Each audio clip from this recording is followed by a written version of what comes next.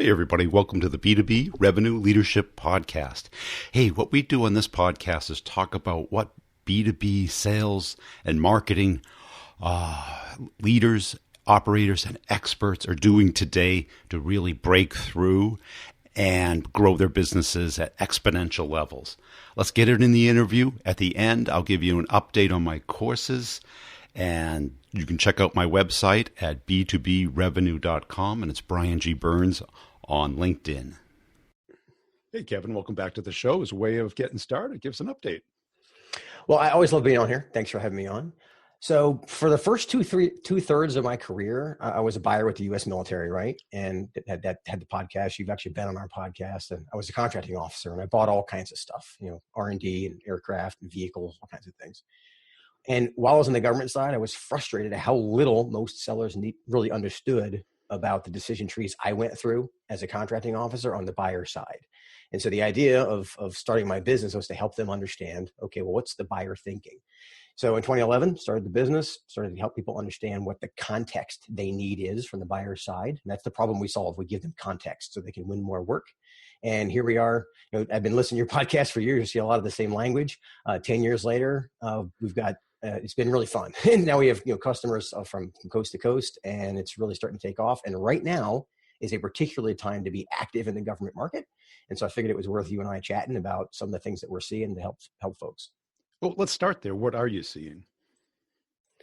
Well, the biggest thing right now is at the macro level, the B2C market, business to consumer, it's in free fall still, right? The B2B market is, well, it's not as bad, but it's not great either. The B2G market, what we're seeing is already starting to stabilize. This is kind of normal, but a lot of this, I'll give you a couple of reasons. The first one, the work still has to get done, right? I mean, the funding that was already, it's been budgeted, allocated, committed, and obligated. And those are all, government speak terms for the fact that the government folks have this money to spend. They have to use it, right? So at the macro level,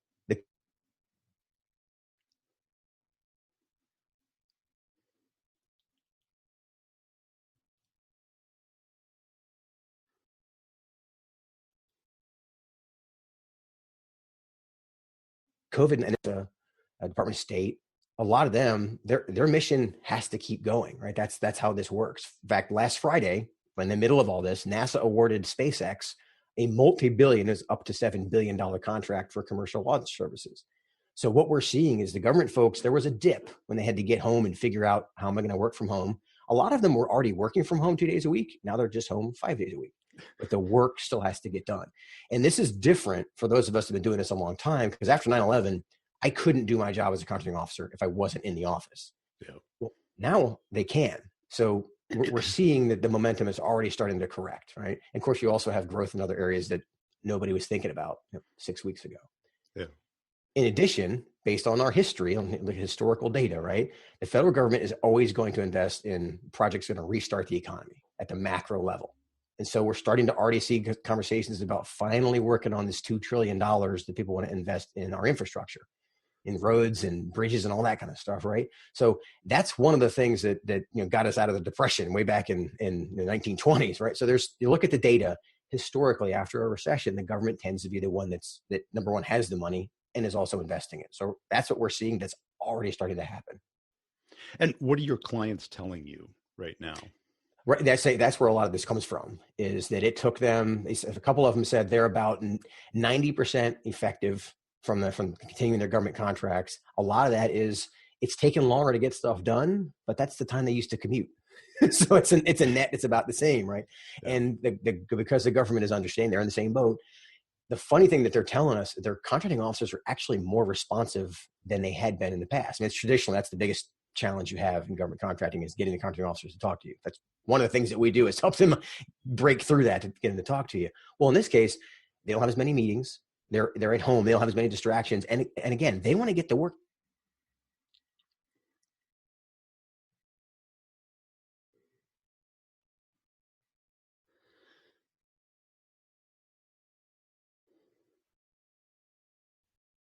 done.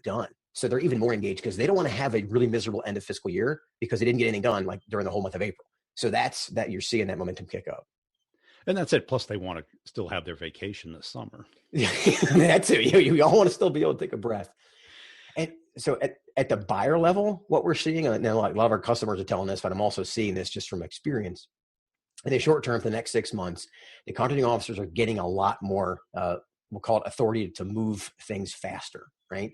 And so some of the things that are kicking in right now, federal buyers, they have special authorities to do things without competition. I mean, there's a lot of those rules, they exist. But on top of that, we have Congress and the president who's expanded those authorities, the ones that already existed, plus there's new ones that don't normally exist. And so here's what it looks like, right? A lot of things that you can buy with a government credit card. In the old days, last year, $3,500 was a limit for that. Well, a couple of years, actually, it was the middle of last year, they bumped that from $3,500 to $10,000. Okay, that's a big deal.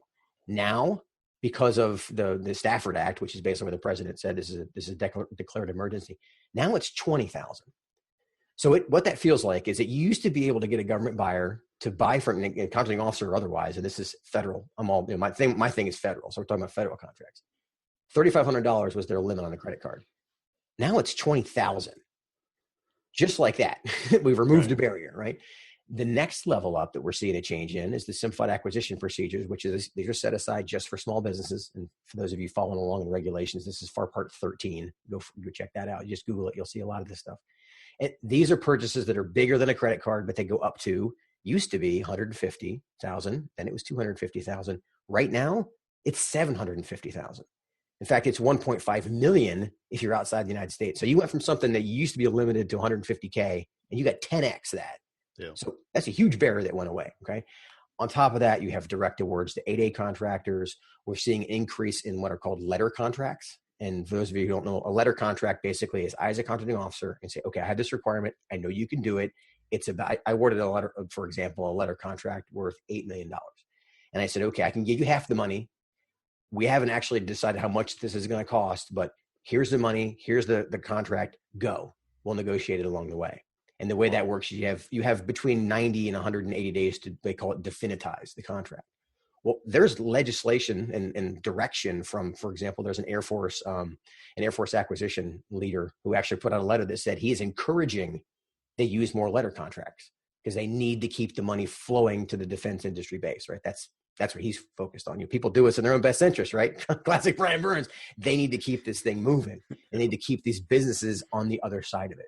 So a lot of this stuff is kicking up. And here's the last one is there's a letter, and this is from the Executive Office of the President, and it said that contracting officers have the ability to retool contracts to make them fit with what the COVID-19 needs are.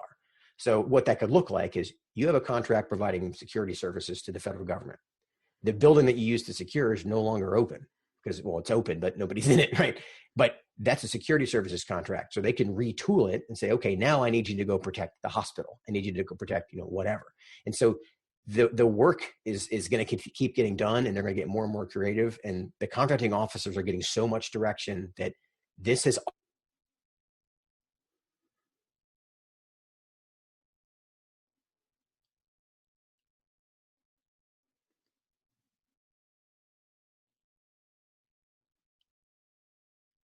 always. You there? Yeah. Yep. I see you. And so, for the people who are listening and sell to the government, what would you suggest they do? Okay. So, the first thing I'd say is go to FAR Part 18 for the Federal Acquisition Regulation. Just Google FAR Part 18, go to acquisition.gov, and then click on the number 18. There are it's a short list. It's actually a pretty short part of the FAR, and it lists all of the things that the government can do more quickly. A lot of those things they can always do, but now they're easier.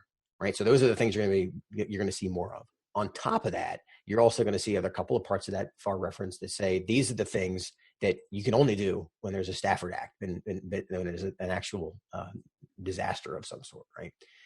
The other thing is think about if you have a contract, okay, right now, you need to get it done.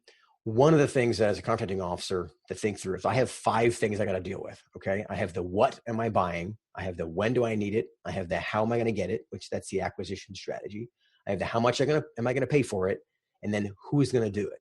Yep. Okay, do I have somebody that can actually do this? Well, right now, those first 4, I've got workarounds to them. Okay, I know what the requirement is because everybody's telling me what it is. The schedule, I need it now. Everything I need right now. The competition, I don't have to compete it as much like how I'm going to do it. The acquisition strategy is going to be thinner. It's going to be shorter. And then the price, okay, I'm not going to count nickels right now. I need to get this done. But the thing that I'm not going to mail it in on, and this is what we're telling our customers, be very aware of the past performance is what I'm worried about. I got to know you can actually get this done. Because if I give you a contract to get this done and you can't do it, I got to do it twice. Yeah. Well, now I'm even more frustrated. So again, people do what's in their own best interest. What's in the best interest of me as a contracting officer is get this done once, move on to the next one. The best way to do that is to work with people that I already know.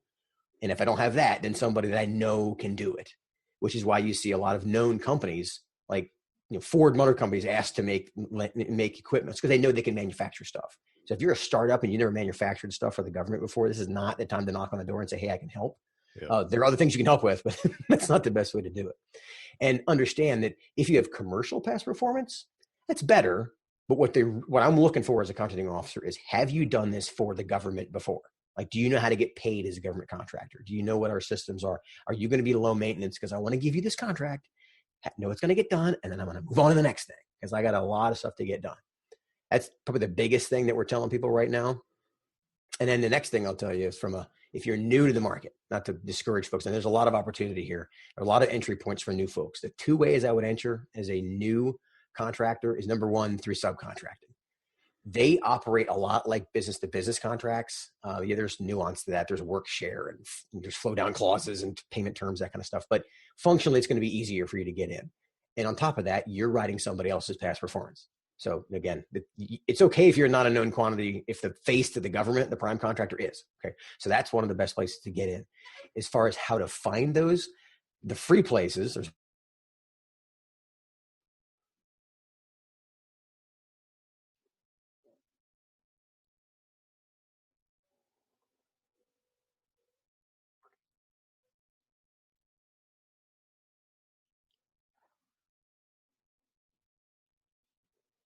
yet, and you want to start directly with the government buyer, then it's a little harder to lift, but go back to my original point. Start with credit card purchases. Yep. Start with the small stuff. Start with something that you know they need, that your commercial experience doing. Like, let's say if you sell medical masks, okay, that's something they can buy with a credit card, and you've done it before, so off we go, right? If you're in the market already, then we go back to be the path of least resistance. Focus on the contracts you already have, focus on the customers you already have, and focus on the contract vehicles you already have. That's the way. I want you to come to me and say, okay, I've got this vehicle. I know you need these things. Here's how we get started because I have this contract in place already. So that's what we're telling people the easiest path to get going. Be the path of least resistance. That's probably the best advice I can give people. And a lot of times, certainly the salespeople are not dealing with the contracting officer yet. They're dealing with the end user, the requester, the user of the product. How do they coach them on this is the time to go to your contracting officer and explore these things, or just put it on the credit card, get something done? Yeah, and that's a big part of it, is knowing that the credit card can be purchased, knowing that instead of trying to sell them a $50,000 project, sell them a $15,000 project, because that can go on a credit card. Because then when they go to the contracting officer who has the credit card in his hand and he says, hey, I need this, can you buy it? I'm going to go, yep, I'm going to charge it. And it's a 15-second conversation versus if you come to me and say, well, I want to do this as a sole source contract. This is an 8A company. You've added work. You're no longer the path of least resistance. So knowing what these paths are is how you coach your basically we did this a lot. We actually coach a lot of sales folks because what they run into, they'll be in a meeting with a customer and the customer will say, yes, I want that. And then the sales guy says, okay, well, how do we get the contract? And then the government person who's not a contracting officer says, well, I thought you knew. Yeah. And so what we have is the classic business sale versus technical sale. Right. And so that's our superpower is the business sale. So understand that you as a seller, if you understand the business sale, you understand the path they're going to go down. Like what is the difference between using a commercial item under a simplified acquisition procedure? That can be up to $13 million right now. That's a big contract when I can get that done in 2 days. That's huge, but you got to know what that process is. And that's, again, FAR 13.5 is where that's all written up. And what's the limit on the credit card? You go down, let's say you want to break it into 5 transactions. There is a rule about that. You can't break it up into, you can't deliberately break it into, you can't separate the requirement, right?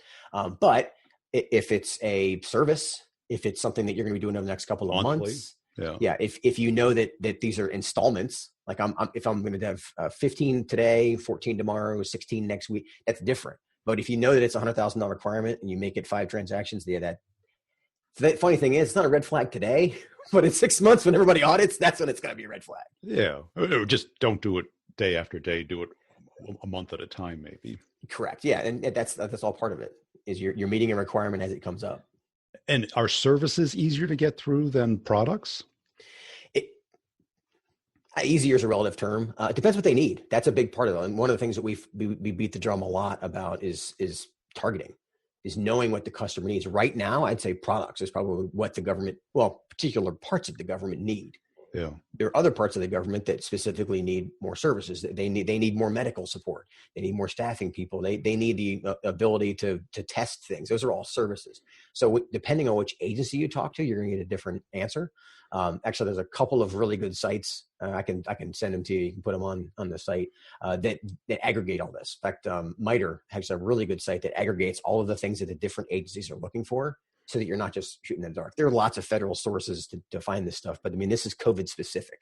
So it helps you to kind of filter.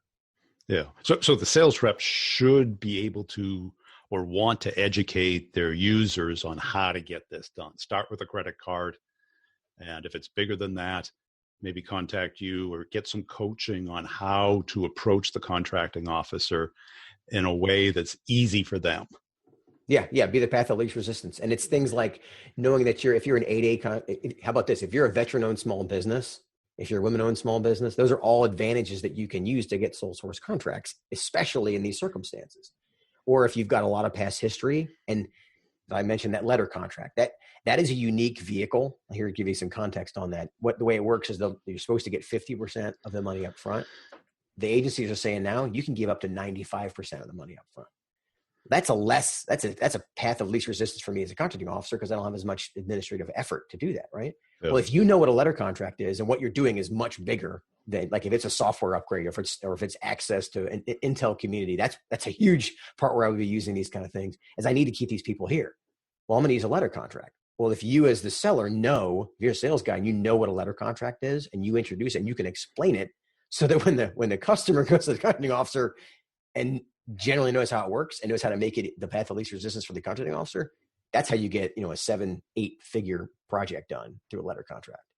And probably the end users aren't aware of these things. No. For the most part, I mean, we talk a lot about the businesses don't train people on how to spend money. Yeah. The only time I ever got training on how to spend money was when I worked for the DoD. I got a lot of training on how to do it, because it's our tax dollars. They want to make sure you do it right. Right. Yeah. But the end user is going to say, oh, it's even harder. And yes. Truth, it's easier.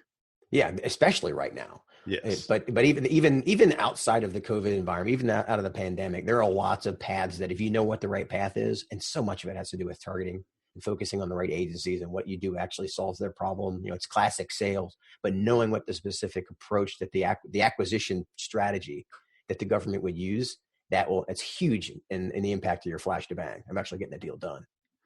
And so if I was a sales rep, I'd go through my pipeline and see, who is either directly federal or indirectly through system integrators or 8As or partners. Yes. And get the conversation started about approaches to get these letter contracts, credit cards moving. Yeah. Just the idea of what do you know the government needs? What are you hearing that they need in your niche?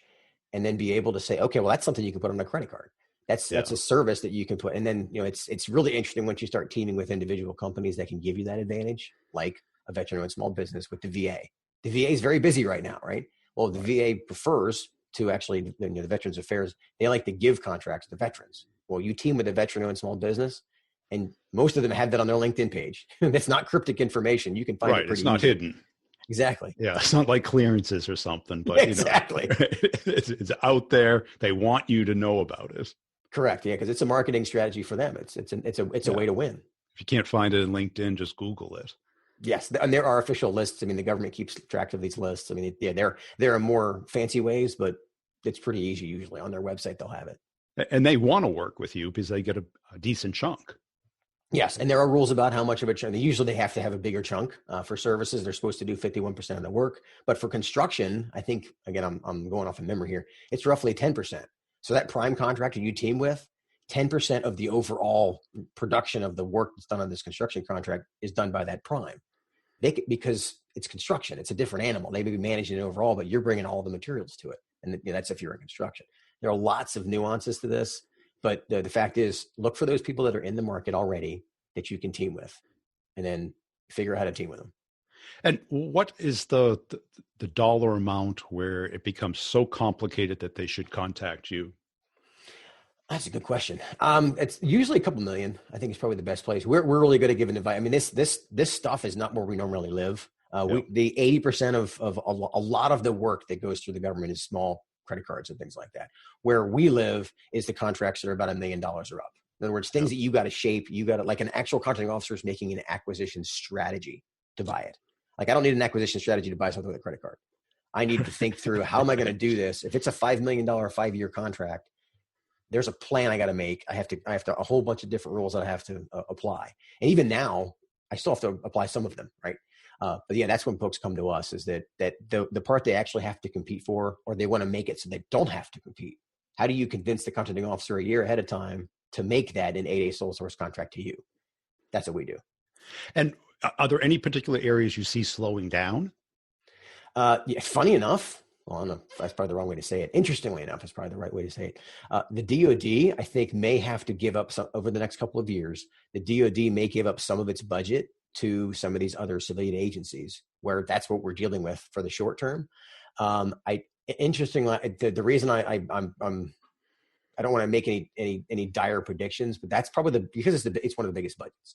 The other thing we might see slowing down is some of the long-term projects, like remodeling projects, some of the like 6-month redo of this building, that kind of stuff. Like GSA owns a lot of buildings, and that's what they do. They lease a lot of them out and get them refurbished. Those may slow down. But I think, like I said before, in 6 months or so, when Congress uses the ability to load up all these construction projects that are infrastructure based, we may see a surge in that. But I think building remodeling is a great example of something that, okay, we had budget for this, but when we're having to put in partitions between people to make sure they don't get sick, we're not going to worry about painting these rooms anymore. Yeah. Or how about this? They're not at the office right now, so we're not worried about cleaning the building. So yeah, there's a lot of like building maintenance that's in the short term is going to slow down. But yeah, I think there's going to, in 2 years or so, there's going to be a battle over budget. And it's unavoidable, just because when you put $2 trillion in the economy, that's coming from somewhere, and we can debate the politics of that, but there's a future time to deal with it. And the way to think of that is, you remember the fiscal cliff in 2012. That was the other side of all the government spending that was done to get us out of the last recession. Is eventually there's a point when we say, okay, we can't keep doing this. Right. And that's how it usually plays out. So that's 2 years from now. Right. But for now, yeah, there's not going to be a whole lot of slowdowns, except for those areas that are not at all related to COVID. And most of those will not kick in for a while. If I have my budget for the year, I'm spending it this year. Right. Next fiscal year, I get my budget. So I think that's what you're going to see. Because otherwise they lose it next year, right? Follow. Yes, money. And there'll be haircuts a lot of places. That's what they call it when they take 10% off everybody. What we're trying to figure out right now, in fact, it's a big discussion among our team. That's what we do, is try to look around corners. We're trying to figure out, where's the tractor beam going to be? Where is the place that's going to pull the money the most? Like, after 9/11, it was the global war on terror. If it was associated with that, it was pulling money from everybody. Well, what's the tractor beam going to be this time? Is it going to be vaccines? Is it going to be the ability to be ready to having a lot of tests? Is it going to be hospitals? We have to figure out what that is, because where it's going to means it's being pulled haircut style, 10% from everybody from other spots. I don't think there'll be a huge dip anywhere that's that noticeable, but everybody's going to be tighter on budgets for the next few years after this. Yeah, cool. Hey, Kevin, I really appreciate your time. Where can people go to learn about you and your company?